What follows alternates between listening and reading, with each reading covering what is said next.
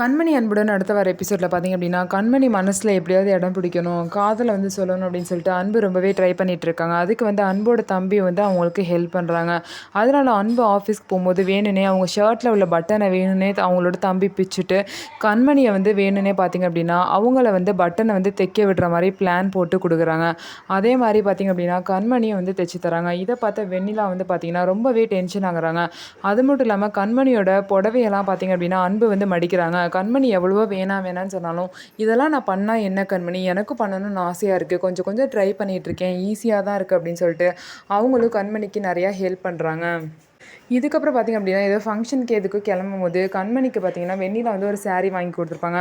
ஆனால் அந்த சாரியை கட்டாமல் கண்மணி பார்த்திங்க அப்படின்னா அன்பு வாங்கி கொடுத்த சாரியை கட்டிட்டு வருவாங்க. இந்த saree நல்லா இருக்குல்ல, அவர் ஆசைப்பட்டு எனக்கு வாங்கி கொடுத்தாரு, அதனால தான் இதை கட்டினேன்னு சொல்லுவாங்க. இதை கேட்டு வெண்ணிலாவுக்கு ரொம்பவே கோவம் வரும். ஆனால் கண்மணியும் அன்பு பார்த்திங்கன்னா ரொம்பவே ஹாப்பியாக இருப்பாங்க. இதனால் பார்த்திங்க அப்படின்னா வெண்ணிலா என்ன தான் ட்ரை பண்ணாலும் கண்மணியும் அன்பையும் பிரிக்கவே முடியாது. ஸோ இந்த மாதிரி தான் அடுத்த வர எபிசோடில் போக போகுது. நம்ம வீடியோ உங்களுக்கு பிடிச்சிருந்தா நம்ம வீடியோவை லைக் பண்ணிக்கோங்க. மறக்காமல் நம்மளோட சேனலை சப்ஸ்கிரைப் பண்ணிவிட்டு பாருங்கள்.